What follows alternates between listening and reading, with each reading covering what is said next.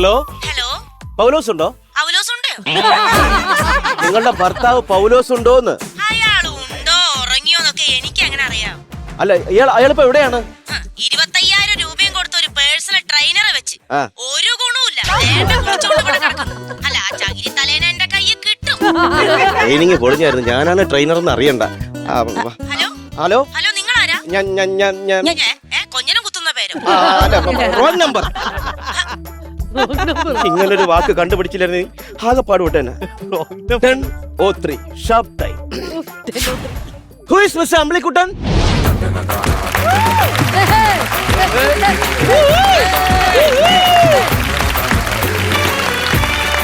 Hi. പനിയാണോ? പനിയാ. ഓ, ഇപ്പോഴത്തെ പനിയാ, സൂക്ഷിക്കണം. സൂക്ഷിക്കേണ്ട കാര്യമൊന്നുമില്ല. ഞാനായിട്ട് വരുത്തി വെച്ച പനിയാ. ഞാനായിട്ട് വരുത്തി വെച്ചത്? അതെങ്ങനെ? ഇന്നലെ ഞാൻ ഒരുപാട് മഴ നനഞ്ഞായിരുന്നേ. കുടയൊന്നുമില്ലേ കയ്യില്? കുട ഉണ്ടായിരുന്നു, അത് മടക്കി കശത്ത് വെച്ചേക്കുമായിരുന്നു. അതെങ്ങനെ കുട മടക്കി വെച്ചിട്ട് പിന്നെ മഴ നനഞ്ഞത്? അത് എനിക്കൊരു പാരാസെറ്റമോളിന്റെ ഗുളിക കളഞ്ഞു കിട്ടി. അത് വെറുതെ കളയണ്ടല്ലോ എന്ന് വിചാരിച്ച മഴ നനഞ്ഞു. കഴിച്ചിട്ട് സമാധാനമുണ്ട്. ഓക്കെ, ഞാൻ തേടിയ നാളും നിങ്ങൾ തന്നെയാണ്. Hi, hi. I am T Vadakkan. അയ്യോ, ഇവിടെ ഒന്നുമില്ല. ഇച്ചിരി പഴകഞ്ഞിരുന്ന് ഞാനെടുത്ത് കുടിച്ചു. എന്തിന്? അതുപോലെ തീറ്റി എടുക്കാൻ വന്നേന്ന് പറഞ്ഞു. നിന്റെ പേരാണ് പറഞ്ഞത്, ടൈറ്റസ് ടോബിയാസ് വടക്കൻ. Personality development trainer. Okay, are you Ambilikuttan? ഉള്ള അറിയോന്നോ ഇപ്പൊ കൊണ്ട് പറഞ്ഞല്ലേ ഉള്ളൂ. ടി വടക്കനില്ലേ? നിങ്ങൾ അമ്പിളിക്കുട്ടല്ലേ? അമ്പിളിക്കുട്ടൻ. ഓക്കെ, നാട്ടുകാരുടെ ഒരു പ്രത്യേക ഒരു പരിഗണന കാരണമാണ് ഞാൻ വന്നത് ഇവിടെ. ഞാൻ അങ്ങനെ എല്ലായിടത്തും പോകാറില്ല. ബിക്കോസ് നിങ്ങൾ ഒരു പൊതുശല്യം നാട്ടുകാർക്ക് ഉണ്ടാക്കുന്ന ഒരു വാർത്ത ഉണ്ട്. ഞാനാ? അതെ. ആര് പറഞ്ഞു കള്ളം? ആ നാട്ടുകാർ തന്നെ പറഞ്ഞത്. വെറുതെ തെരുവ് പട്ടികൾ വിട്ട് നാട്ടുകാരെ ഉപദ്രവിക്കാറുണ്ടെന്നൊക്കെ. അതങ്ങനൊന്നും അല്ല. തെരുവ് പട്ടികളെടുത്ത് ഞാൻ പ്രതികാരം വീട്ടിയതാണ്. എങ്ങനെയാണ്? എന്റെ പ്രതികാരം കാരണം നാട്ടുകാർക്ക് ഉപകാരമായിട്ട് വരികയും ചെയ്തു. മിസ്റ്റർ അമ്പിളിക്കുട്ടൻ, ഈ തെരുവ് പട്ടികളെ നേരെ ഈ സൈക്കിൾ കയറ്റി ഓടിച്ചിട്ട് അതിന്റെ പുറകെ നിങ്ങൾ ബഹളം ഉണ്ടാക്കിക്കൊണ്ട് ഓടുന്നതാണോ നാട്ടുകാർക്ക് ചെയ്യുന്ന നന്മ? അതിന് കാര്യമുണ്ട്. അതെന്ന് വെച്ചാൽ ഞാൻ രാവിലെ പത്രം ഇട്ട് സൈക്കിൾ എവിട്ടി പോകും.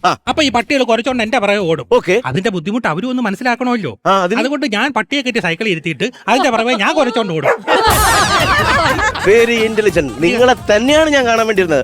ഇത് പ്രതികാരമായി. അപ്പൊ അങ്ങനെയാണ് അവർക്ക് നന്മ ഉണ്ടാവും നാട്ടുകാർക്ക് ഇതുവഴി. ഗുണമുണ്ട്. എങ്ങനെയാണ്? ഇപ്പൊ ഈ പഞ്ചായത്തിൽ മൊത്തം പത്രം ഇടുന്ന ഈ പട്ടികളാക്കി. മാത്രമല്ല സൈക്കിളിന്റെ ചവിട്ടി വന്ന് പാലും കറക്കും സൊസൈറ്റിയിൽ കൊണ്ടുകൊടുക്കും. നമുക്ക് മൃഗങ്ങളെ സ്നേഹിക്കാം, ഓക്കെ, അത് മനസ്സിലാക്കാം. പക്ഷേ ഈ മൃഗങ്ങളുള്ള സ്നേഹം നമുക്ക് വീട്ടിലുള്ള മൃഗങ്ങൾ തഴിക്കണം. അതായത് വീട്ടിൽ പെറ്റ് എന്തെങ്കിലും ഉണ്ടോ? പിന്നെ എന്നെ എന്തോ നടക്കാവരത്തിന്റെ പൊത്തിന്ന് വലിച്ചെടുത്ത് എന്റെ അമ്മ തേങ്ങാത്തലേൻ അമ്പിളിക്കുട്ടെ രണ്ടും തന്നെ. അതിനകത്ത് വെള്ളമെങ്കിലും ഇതിനകത്ത് അതുമില്ല. അതുകൊണ്ട് ഞാൻ പറഞ്ഞത്, നിങ്ങൾ വീട്ടില് ഈ വളർത്തു മൃഗങ്ങൾ, പ്രാണികൾ, അങ്ങനെ എന്തെങ്കിലും നിങ്ങൾക്ക് ഇഷ്ടമുള്ള? ഉണ്ട്. വീട്ടിലിവിടെ ഒരുപാട് പല്ലിക്കുഞ്ഞുങ്ങളുണ്ട്. പല്ലി ഇഷ്ടമാണോ? ഇഷ്ടമാണ്, ഭയങ്കര രസമാണ്. ഞാൻ ഒരു ദിവസം ഒരു പല്ലിക്കുഞ്ഞിനെ പിടിച്ചിട്ട് പച്ച പെയിന്റ് അടിച്ചിട്ട് മച്ചിലോട്ട് കയറ്റി അങ്ങ് വിട്ട്.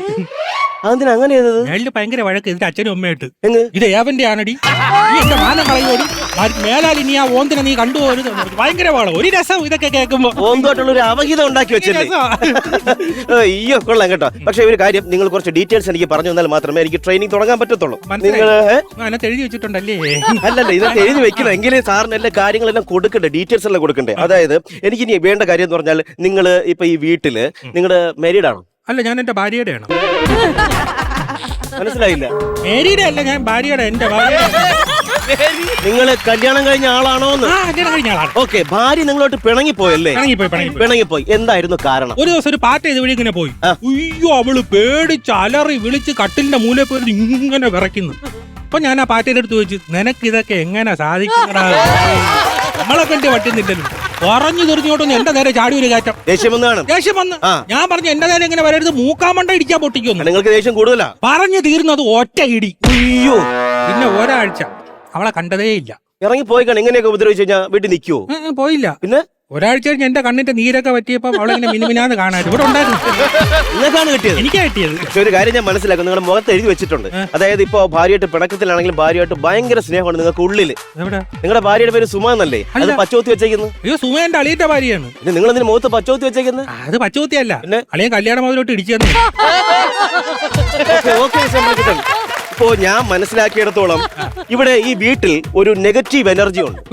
ആ നെഗറ്റീവ് എനർജി കാരണമാണ് നിങ്ങൾ ചെയ്യുന്നത്. എനിക്ക് നെഗറ്റീവ് എനർജി കണ്ടുപിടിക്കാൻ പ്രത്യേക കഴിവുണ്ട്. നിങ്ങൾ സൈക്കാട്രിസ്റ്റ് ആണോ? അങ്ങനെ ഒരു ത്രെഡ് ഇട്ടാണ്, പക്ഷെ അതിനകത്ത് കൗണ്ടർ ഇല്ലാത്തതുകൊണ്ട് എല്ലാം കൂടി അതിനകത്ത് കയറ്റി.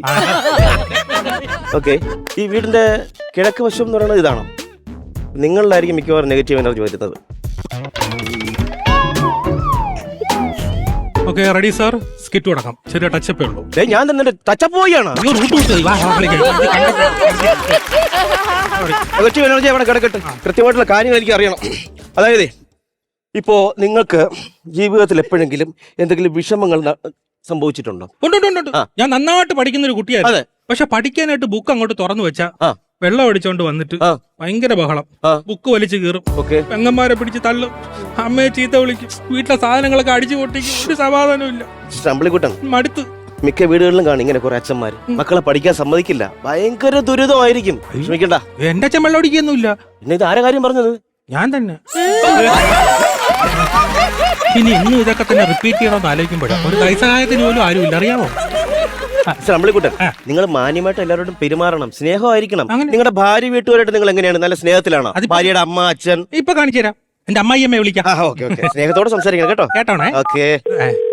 ഹലോ ഹലോ, എന്താണ് അമ്പിളിക്കുട്ടാ? അവളവിടെ ഉണ്ടാ? അവളെ പറ്റി നിന്നോട് അന്വേഷിക്കരുത് ഞാൻ 100 വട്ടം പറഞ്ഞിട്ടുണ്ട്. അവളെ എന്തൊക്കെ വന്നാലും നിന്റെ കൂടെ വിടത്തില്ല. അതെനിക്കറിയാം. പിന്നെ എന്തിനാണ് ഇങ്ങോട്ട് വിളിച്ചത്? നിങ്ങളെ നശിച്ച നാക്കിന്ന് അത് വീണ്ടും വീണ്ടും കേൾക്കുമ്പോ ഒരു സുഖം. നായിലാണ് നിർത്തിയത്. നത്തിന്റെ മോൻ നാണം കേട്ടോ. ആ പോട്ടെ, നമ്മളെന്തിനാ കവറിഞ്ഞിട്ട് നാറാൻ നിൽക്കുന്നത്? ഓക്കെ അമ്പിളിക്കുട്ടൻ, ഞാൻ മനസ്സിലാക്കിയിടത്തോളം നിങ്ങളുടെ വീട്ടിൽ നിങ്ങൾക്ക് ഉപദേശം തരാൻ കൃത്യമായ ഒരാളില്ല.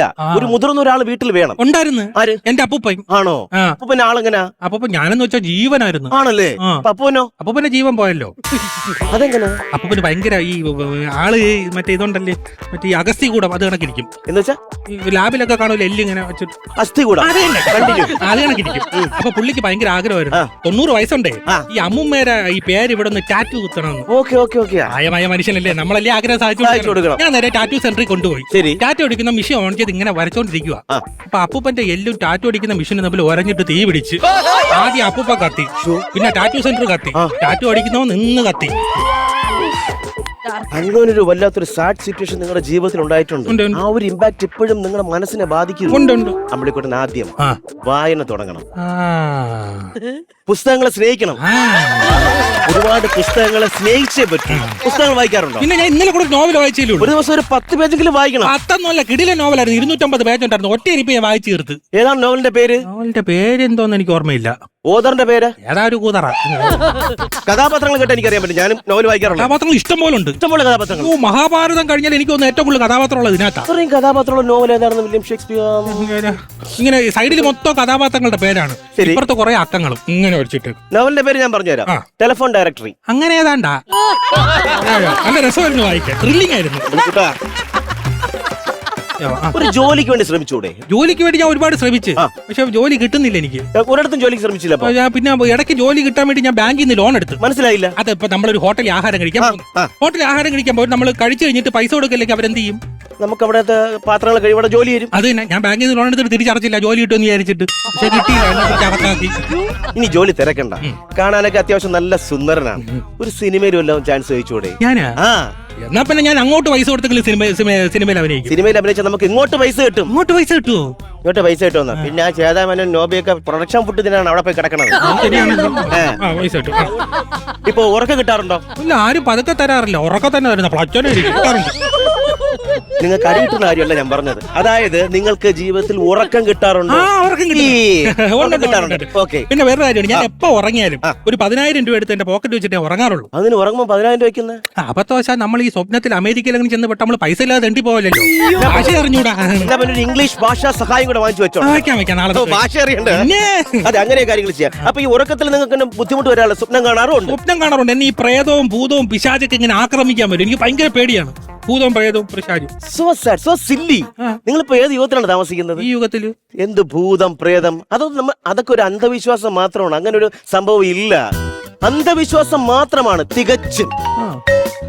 സെക്കൻഡ് അന്ധവിശ്വാസം. അമ്മ ഹലോ അമ്മ, പറയാമ്മ. ഇല്ല അമ്മ, ട്രെയിനിങ്ങിന് നിക്കണമുള്ളമ്മ. 7 മണിക്ക് മുന്നേ വീട്ടിൽ വരും അമ്മ. വരും അമ്മ. പിന്നെ അഥവാ 9 മണി അങ്ങനെ ആയപ്പോയാലേ അമ്മ ഇറക്കത്തിന്റെ അവിടെ ചിമ്മിനി വിളക്കുമായിട്ട് നിൽക്കുവോ അമ്മ? ഇല്ലമ്മ, പള്ളിപ്പുറം വഴി വരൂല. എനിക്കറിയാം അവിടെ പാക്കാന്ത ഉണ്ടെന്ന്. ശരിയമ്മ, പെട്ടെന്ന് വരാം അമ്മ. അമ്മ ബാവച്ചിക്ക് അമ്മ. ശരിയമ്മ. മിസ്റ്റർ അമ്പളിക്കുട്ടൻ, ഞാനിത് പറഞ്ഞു വന്നത്, അതായത് ഈ അന്ധവിശ്വാസം നമ്മളത് തീർത്തും അത് കളയണം. ഈ കാലഘട്ടത്തിൽ അന്ധവിശ്വാസം ഇല്ല. കണ്ട പല്ലി അലച്ചു.